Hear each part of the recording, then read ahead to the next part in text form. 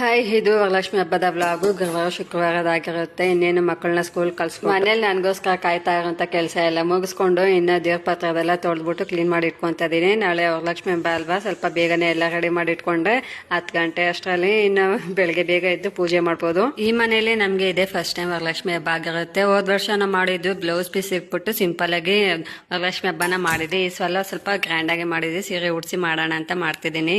ಸೀರೆ ಉಡ್ಸೋದಂದ್ರೆ ಅಷ್ಟು ಸುಲಭ ಅಲ್ಲ, ಆದ್ರೆ ಅಷ್ಟೊಂದು ಐಡಿಯಾ ಇಲ್ಲ ಯಾವ ತರ ಉಡ್ಸೋದು ಏನು ಅಂತ. ಫಸ್ಟ್ ಟೈಮ್ ಕಷ್ಟಪಟ್ಟು ಯಾಗೋ ದೇವ್ರ ಹತ್ರ ಹಬ್ಬ ಮಾಡೋದ ಬೇಡ ಅಂತ ಅನ್ಕೊಂಡಿದ್ವಿ. ಆ ತರ ಆಗೋಗಿತ್ತು. ಆಮೇಲೆ ಕಷ್ಟಪಟ್ಟು ಯಾಗೋ ಒಂದು ಸೀರೆ ಉಡ್ಸಿ ರೆಡಿ ಮಾಡಿ ಕುಣಿಸ್ಬಿಟ್ಟು ಬಂದಿದ್ದೀನಿ.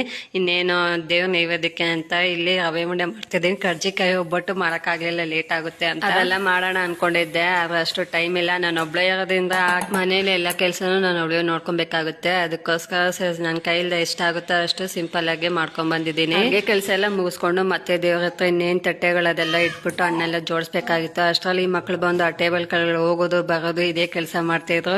ರಾಜವ್ರಿಗಂತೂ ಬೆಳಗ್ಗೆಯಿಂದನೂ ಸುಸ್ತಾಗ್ಬಿಟ್ಟೈತೆ, ಓಡಾಡೋದೇ ಸರಿ ಹೋಯ್ತು ಅವ್ರಿಗೂನು. ಬೆಳಿಗ್ಗೆ ಎದ್ದಾಗಿಂದ ಬಿಡುವಿಲ್ದೆ ಕೆಲಸ ಮಾಡ್ತಿರೋದು. ಆದ್ರೆ ಸೀರೆ ಉಡ್ಸೋದೇ ಸ್ವಲ್ಪ ಕಷ್ಟ ಆಗೋಯ್ತು. ಹಾಗೇನು ದೇವ್ರದು ಅಲಂಕಾರ ಅದೊಂದು ಮಾಡ್ಬೇಕು. ಟೈಮ್ 2 ಗಂಟೆ ಆಗಿದೆ. ಎಲ್ಲರೂ ಬಂದು ನಿದ್ದೆ ಮಾಡ್ತಿದ್ದಾರೆ. ಆದ್ರೆ ನಂದಿನ್ನೂ ಆಗ್ಲಿಲ್ಲ. ಸೀರೆ ಅಂತ ಅಲಂಕಾರ ಎಲ್ಲ ಮಾಡ್ಬಿಟ್ಟು ಬೆಳಿಗ್ಗೆನೆ ಗಂಜರ ಹಾಕಿ ಇನ್ನು ಮನೆಯೆಲ್ಲ ಒಂದ್ ಕಡೆಯಿಂದ ಕ್ಲೀನ್ ಆಗಿ ಒರೆಸ್ಕೊಂಡ್ ಬಂದು ಇನ್ನು ಪೂಜೆಗೆಲ್ಲ ರೆಡಿ ಮಾಡಿ ದೇವ್ರ ನೈವೇದ್ಯಕ್ಕೆ ಮತ್ತೆ ಬೆಳಗ್ಗೆ ಪಾಯಸ ಮಾಡಿ ಇಟ್ಕೊಂಡು ಪೂಜೆಗೆಲ್ಲ ರೆಡಿ ಮಾಡಿ ಇಟ್ಕೊಂತಾ ಇದ್ದೆ. ಆದ್ರೆ ಇನ್ನು ಪೂಜೆ ಮಾಡಿರ್ಲಿಲ್ಲ ಸರಿ ಅಂತ.